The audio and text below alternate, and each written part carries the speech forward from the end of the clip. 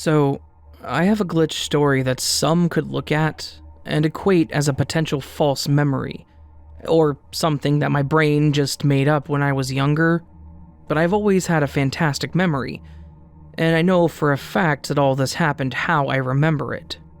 On top of that, and something that I find interesting, every single time I try to think about this or tell this story to someone, I start to get this weird feeling that I'm about to have a panic attack, which almost feels as if the Matrix, or whatever it is that controls our simulated reality, is trying to get me to forget the old timeline and accept this new one.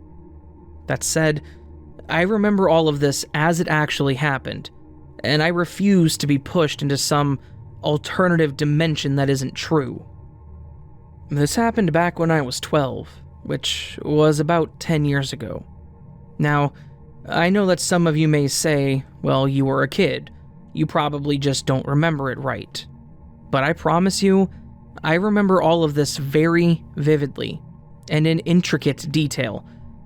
At this point, my family lived in a small house in Missouri. I'm not going to say where specifically for security reasons. It was just myself, my parents, and my brother, and we were fairly separated from most of our family, with the exception of our aunt on our mother's side.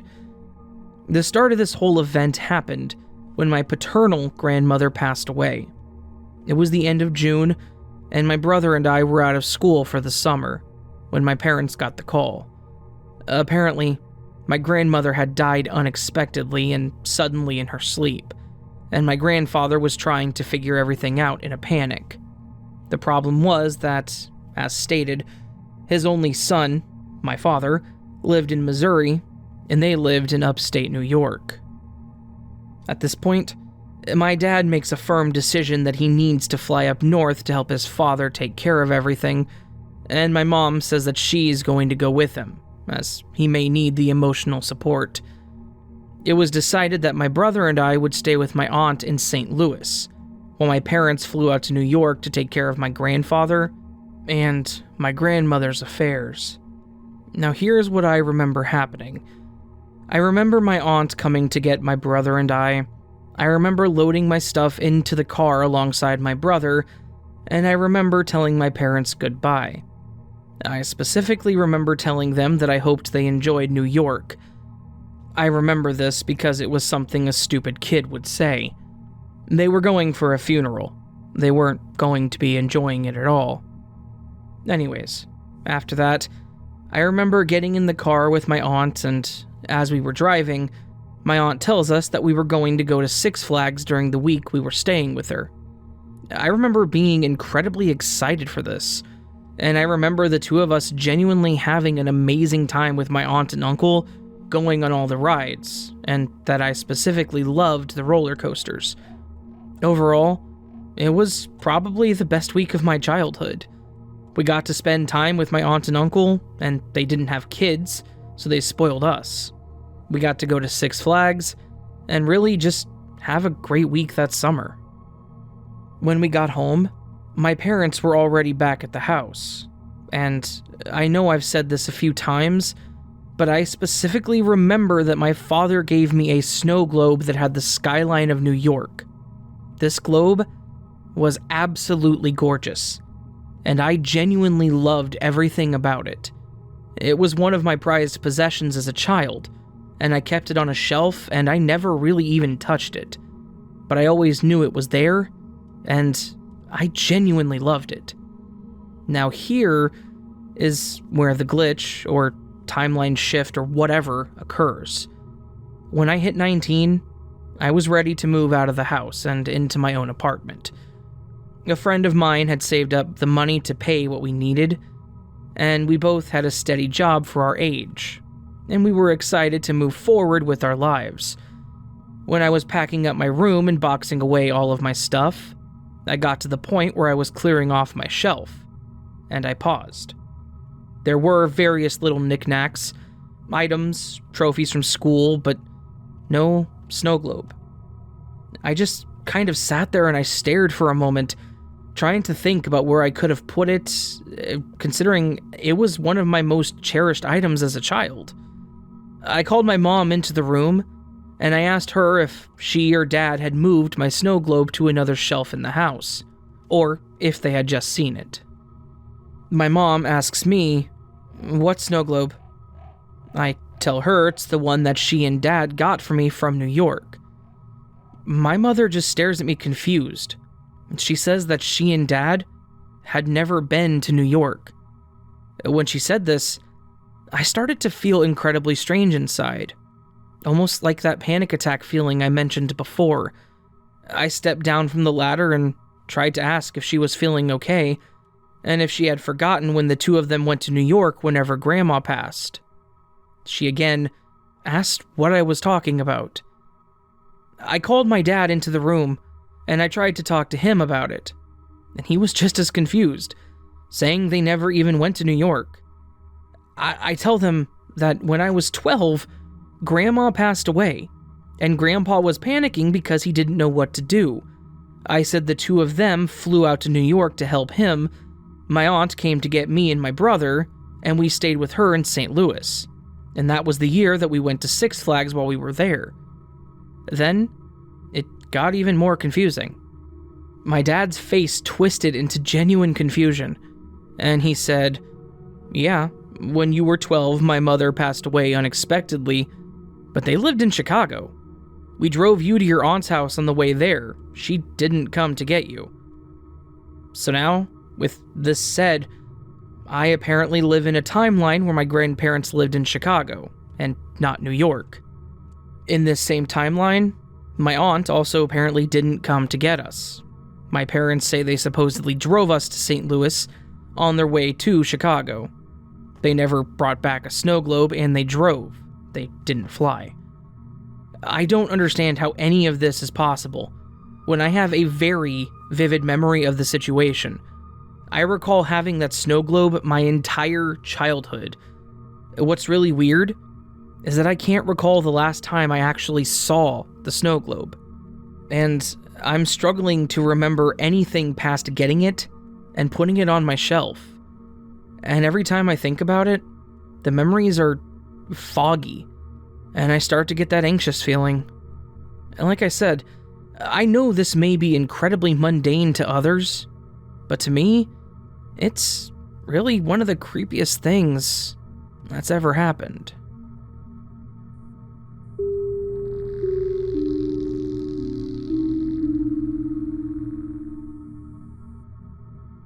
Hi, I'm from Italy, and I've already contributed with 2 posts since strange things happen often to me, but this happened yesterday to my sister, and she's still freaked out. Due to the pandemic, she's working at home, and every midday she goes to our parents to take the family dog out for a walk. So, yesterday, she went to take Jazz, and there was no Jazz. He was nowhere to be found. Our dad was grocery shopping, and our mom was in the kitchen. When she asked her if Jazz was with our father, our mother asked her, "Who's Jazz?" Long story short, there was no dog. Apparently, after the death of our first dog, we didn't get another one.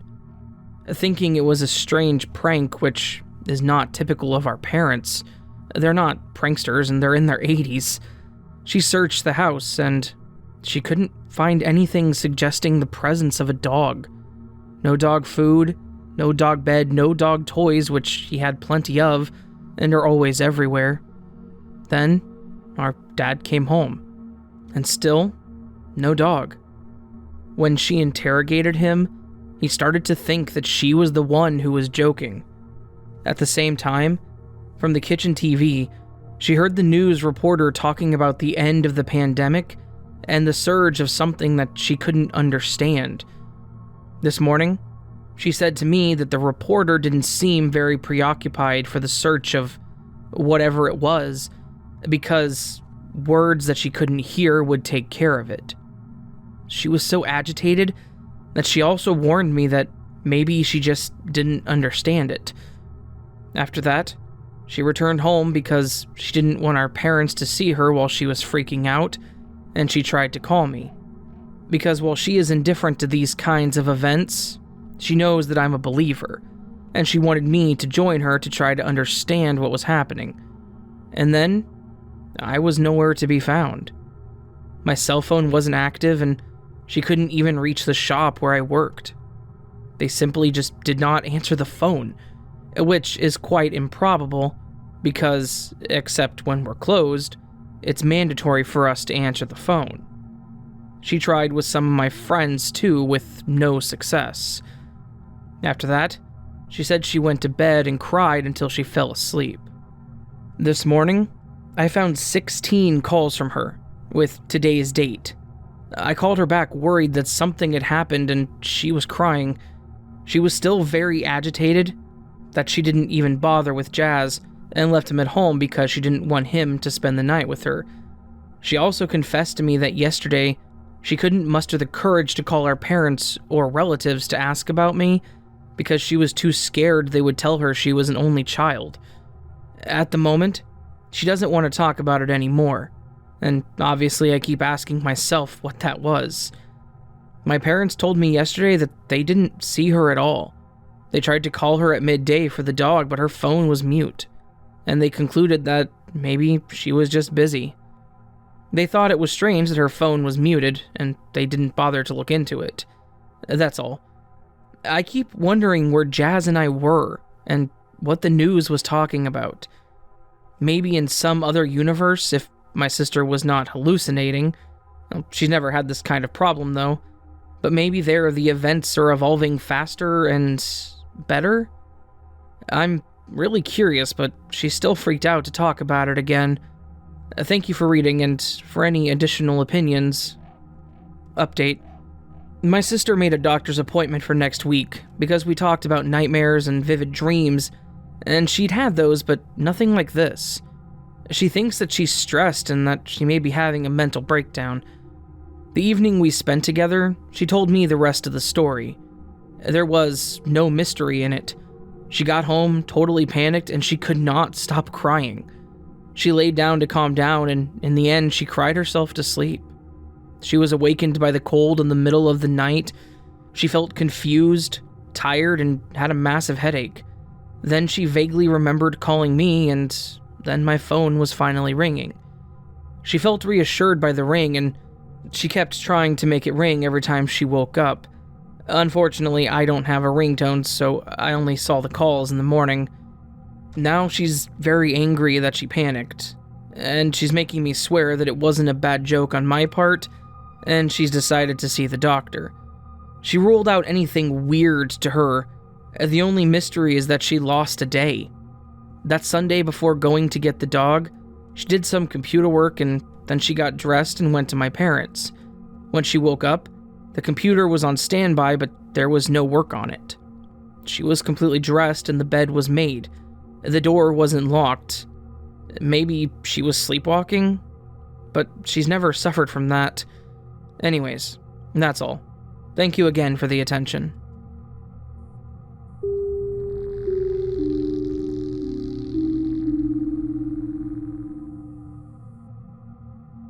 To give a little bit of setup for this story, I live in a 2-bedroom, 2-bath apartment with a single roommate. The apartment has an open floor plan in the front with a kitchen/dining room/living room. Then there's a hallway off the dining room that leads straight to my roommate's room, or a left turn to his bathroom. At the end of the hall, there is a master bedroom with ensuite bath. That's my room. For reasons that are irrelevant to this story, the door to my room always remains closed.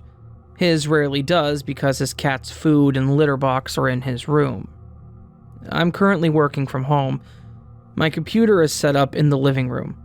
My roommate works at a grocery store, but the day in question was his day off. As per usual, on his day off, he woke up at his normal time of way too freaking early and decided to take a nap later in the day. My lunch hour rolls around at noon, and I have a few errands that I need to run. Since I've been working from home, I've also been working in my pajamas, so I go to my room to change clothes. I'm in there for a little less than 15 minutes. I glanced at the clock before leaving my room to see how much of my hour I'd wasted, and it said 12:14. When I opened the door into the hallway, I was hit with a strong and oddly distinctive smell of meatballs being cooked in barbecue sauce. I figured my roommate woke up from his nap hungry until I take the 3 steps forward that allows me to see into his room, and I noticed he's still sound asleep. I would have noticed if he'd cooked them earlier while I was working. So I checked the kitchen really quick to make sure he didn't wake up while I was in my room, put some meatballs on to cook, and then fall back asleep while they were cooking. The stove, oven, and all appliances were off. The frozen meatballs were still in the freezer, which I checked because I realized I was going to have to quickly grab something to eat when I got home from running my errands. I was looking for something else to eat since I don't actually like meatballs and barbecue sauce, but I did notice them there. I leave, I get my stuff done, and then I return home almost 10 minutes before my lunch hour is over. The clock in my car said that it was 12:52 when I got out. I go in, and I go to put my stuff in my room, and see my roommate awake and sitting at his computer. I wish him an ironic good morning. He asked where I went on my lunch hour, and we exchanged pleasantries for a moment, during which I asked when he had cooked meatballs for his lunch. He says, just now, and gives me a slightly odd look. I asked if he'd gone back to sleep afterwards, and he says no. He literally just ate the last one before I walked in. I told him I could smell them cooking before I left, and he said that's not possible because he woke up when he heard me close the front door and leave. I ask how the hell I smelled them half an hour earlier then. He shrugs and just says, meatballs from the future? Still baffled, I finish putting my stuff in my room and log back into my work computer. I still have no clue how I predicted what he was going to eat for lunch, or how I smelled him cooking them a good 30 minutes too early.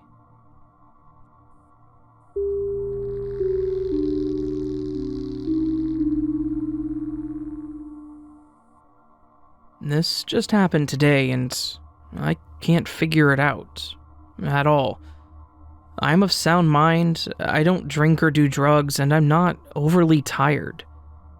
We recently switched my 10-year-old daughter into a new school district. Since we switched her after the beginning of the year, they didn't have any coordinating bus routes to pick her up or drop her off. So I pick her up and I drop her off daily. Today was exactly the same as any other day. Until it wasn't. I dropped her off this morning as usual, and went about my day. My daughter's school gets out at 2:50. I have an alarm set on my phone for 2:30, just in case I'm distracted and not paying attention to the clock. The alarm went off, I got myself ready, and I was out the door by 2:40 for the 10-minute drive to pick my kid up. I had the radio on, and I was driving down a back country road to the school when the first weird thing happened. I was zoning out, staring at the road, when it kind of clicked in my brain that the song on the radio was lasting longer than usual. I started paying more attention to it and singing along in my head when the song ended. I figured zoning out just made me lose track of time. When the same song started again, odd. The radio station must be glitching. Whatever. Just as I was turning down the drive to my daughter's school, the song ended and started all over again. I switched the station at this point. I love Maroon 5, but come on. I pulled up to the school, which normally has parents waiting for their kids. Vehicles everywhere, kids running all over, but today, it was empty. No kids, no parents, no extra cars. I figured I was maybe a little earlier than normal and I circled the building. Lap 1, empty. Lap 2, empty. At this point, I'm getting concerned. I decided I would loop around one more time and If I didn't see anybody, I would park and go inside to see what the hell was going on. I looped around, and I see a few extra cars that weren't there before, and my daughter standing outside in tears with the building aid. I park by the sidewalk, and I run to them thinking that something was really wrong when my daughter cries out, "Mom, I was so scared. Where were you?" I asked her where the heck she was while I was driving in circles. Her and the aide agreed that she was outside waiting for me. She'd been standing there for half an hour, waiting for me while all the other kids were getting picked up. There's no way that 3 laps around the building would have taken more than 5 minutes. And why didn't I see any other kids outside at all? Every single time I drove back by the elementary pickup area, it was completely empty. And then, how did I lose half an hour? And my mind is completely blown by all of this, and I can't find any reasonable explanations.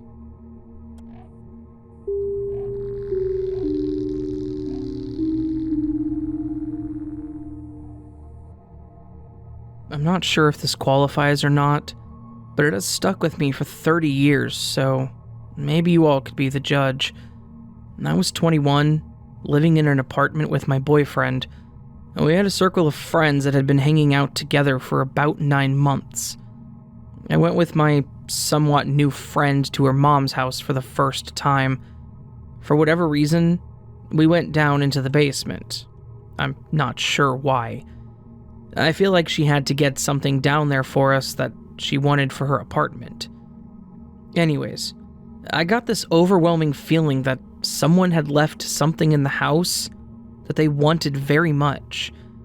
I had no idea of the history of the purchase of this house. Did not know my friend when she and her family bought the house, etc. The house was very nice, and not creepy in any way, and although I felt like someone wanted something they left there, it wasn't a creepy kind of feeling at all.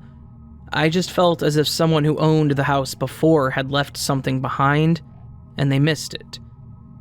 I didn't know what it was, but I sensed that feeling was emanating from the room directly above us. So I told my friend what I was feeling, and she asked what I meant. I pointed above us and told her, "I feel like someone left something in the piano room when you and your mom bought the house. Did you find anything? Like jewelry or something?" She looked at me very confused and just said, "What?" I repeated, "Did you find anything in the piano room when you and your mom moved in?" The catch, or maybe the glitch, is that there was no piano in that room, or anywhere else in the house. Neither my friend nor her mom ever played the piano. But to me, that room was the piano room. As it turns out, my friend's family had bought the house from a estate of an elderly lady who had lived alone and was an avid pianist. I don't think she passed away in the house, but she did while she owned it. When my friend's family bought the house, the piano was still in it, as it was difficult to remove and they didn't care if it was there or not. Once they moved in, they did remove it, and it was not there whenever I went to the house for the first time. I can still picture the room in my head very clearly with the piano in the room, and to me, that was the piano room. I can also still picture the look on my friend's face when I referred to the room as the piano room. We were both pretty creeped out. My friend and I have no explanation of how I knew it was the piano room.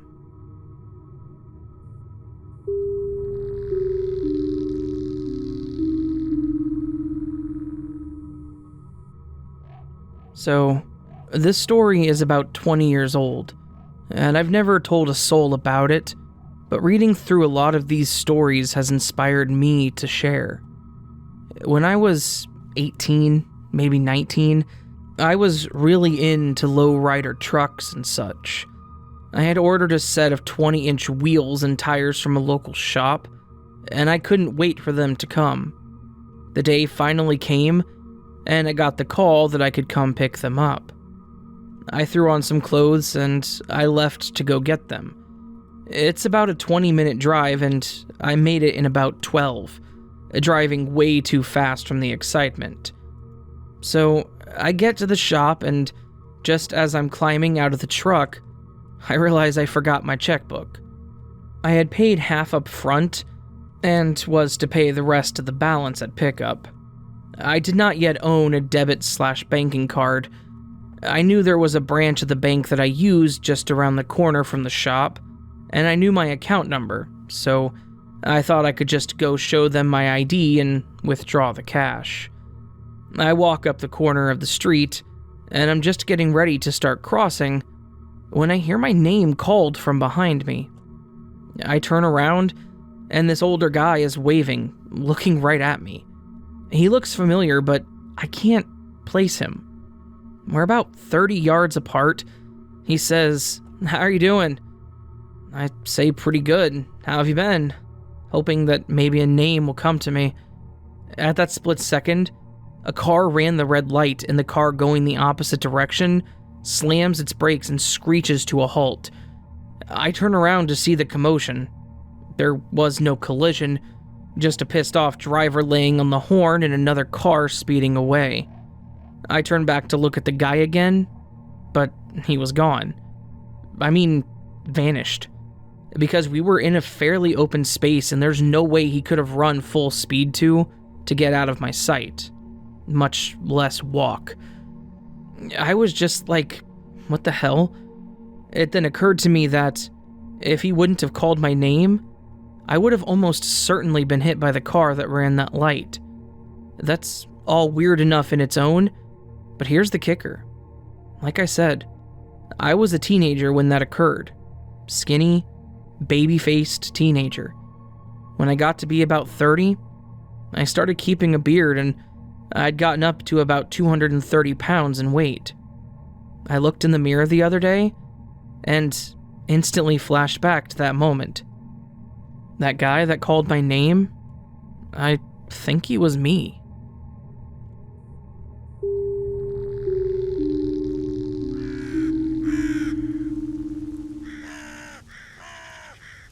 So that was another collection of Glitch in the Matrix stories, the 28th collection so far. Hard to believe I've done 28 of these already. If you enjoyed what you heard, please do consider hitting that thumbs up button and the subscribe button and then the bell icon next to it. Lets me know that you really, really liked this. And if you like it, really, really like it, anyway, redundancy. Anyway, if you really liked it, please also I already said that. Join me on all of my social medias. My brain is dead. Join me on my social medias, Twitter, Facebook, Instagram, all that stuff. Follow me there. You can also join as a channel member or patron. All patrons and channel members get early access to all of my content, which is one of those really good benefits because you get to see where I'm going to go with my channel before I go there. Yeah. Anyways, moving on to the word of the week here. Last week's word was enable. That's right, enable. Pretty simple word, kind of hard to use. First up is Annie Red DJ. Well done video narration as always. Thank you, also as always, I hit that like button and comment to enable your video/channel to best utilize that algorithm so others can discover and love the Raven, as we, your Nevermore, already do. Thank you, because the algorithm is a pain in the ass. The second one is Eliza H. Listening to your stories enables me to experience much enjoyment. Thank you very much for that. Greatly appreciated. Next up is Jose Cuevas, I believe is his last name. I don't mean to mispronounce that if I did. Always enjoy... My brain is dead, guys. Always enjoy your content, my friend. Thank you for always being such a nice person. Don't forget to tell people to give you a thumbs up and enable notifications. So, hey, listen to the man, hit that thumbs up, and enable notifications if you will. Lastly but not leastly, Reharmonized. Listening to this fantastic glitch compilation will enable my subconscious mind to venture into realms which are inaccessible during waking hours. Lately, my nights have been filled with dreams of living out other people's lives, as if I'm meant to experience their existence.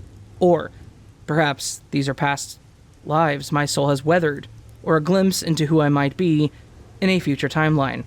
That one is interesting. Nice little, almost like a little story there, so. Alright. Moving on to this week's, or today's word of the week, however you want to say it. This one, good luck, is loaf, L-O-A-F, and that is a shaped or molded mass of bread. That's right. loaf. We're talking carbohydrates this week, so if you will use that in a sentence or a story, yeah, I'll put you on the end here. So, thank you to everyone who listened to this point, and thank you for everyone who didn't, and thank you for everyone who listens, and thank you to everyone who doesn't. I love you all. Hope you have a beautiful Monday. I will see you on the next video, but until then, sleep well.